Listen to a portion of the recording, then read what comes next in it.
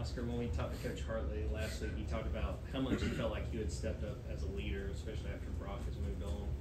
Was that natural for you? I mean, did you feel comfortable kind of being as one of the older guys in the room? What did that sort of look like for you as far as being one of the leaders in the tight end? Yeah, I mean, it definitely wasn't like something I was kind of like forced into. I mean, I think it just kind of happened over time, and it just kind of goes back to how I felt when I was a freshman. I remember those older guys just kind of bringing me along, and now I'm in that situation to kind of help them. So it just kind of all kind of happens.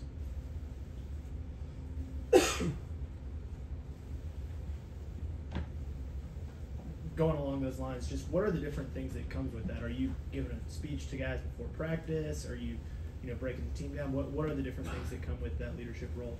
Yeah, I mean, there's days where I'll get called to break the team down and all that stuff, but I mean, really just comes down to, in those meetings in the room, and just like, you can tell when a guy's down and a young guy kind of struggled a little bit, or, just having a rough day, and it's just kind of little things like that where an older guy comes up and helps you out, kind of can change your whole mood and change your whole day.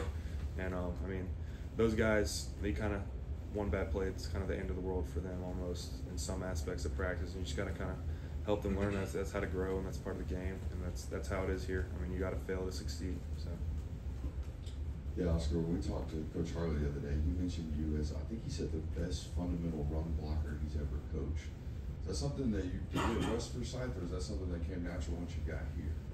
No, I mean, it is solely buying into the run game and all the technique that he's taught me. I mean, I came here and I had no clue what to do in the run game. I was a receiving tight end in high school, basically a wide out almost. And, I realized, I mean, there's going to be guys that are bigger than you, guys that are stronger than you, and the way to kind of beat that is with technique and angles, and, football's a game of angles and numbers. So, I mean, you learn those angles and, the proper footwork and everything, and it'll make you way more successful than not most of the time.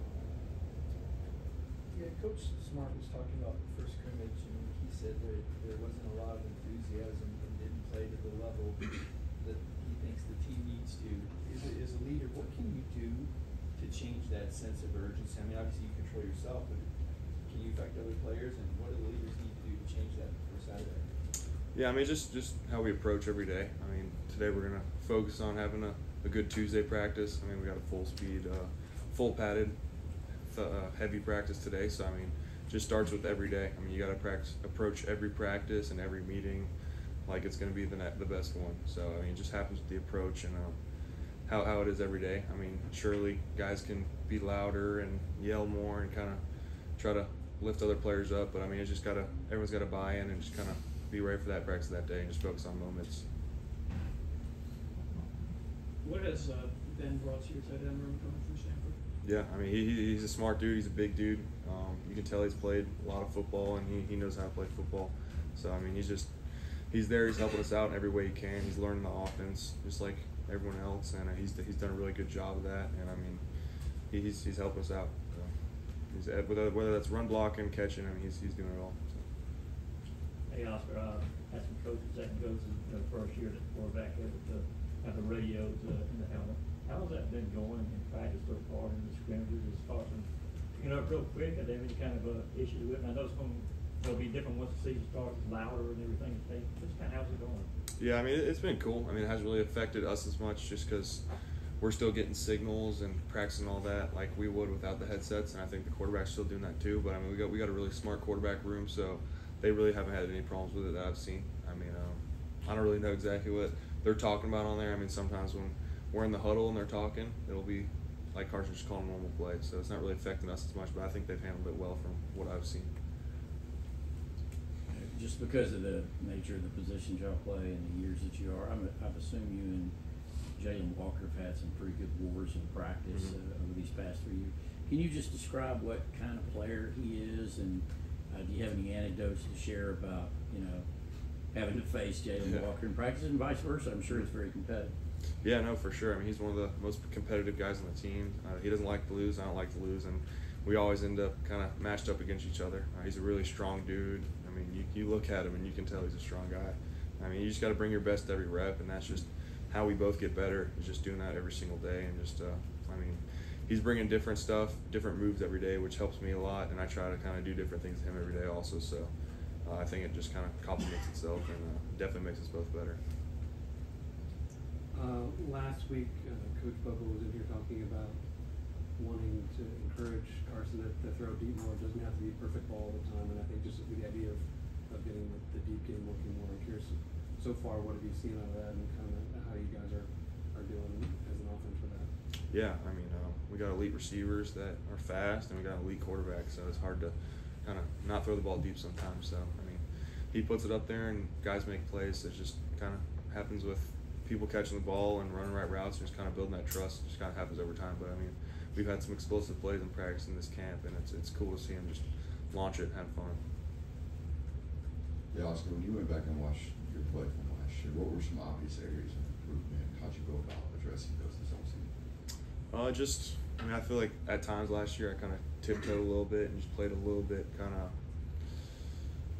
of like hesitate a little bit. I'm just trying to eliminate all that. Just kind of go out there and just play super free and just play natural. I mean, I've been on this offense for 3 years now, so I mean, I feel comfortable enough to where I can just go out there and play now, and don't have to worry about making mistakes and all that stuff, and just kind of sharpen up my route running and just kind of recognizing defenses and how they disguise things, just kind of speeding everything up basically.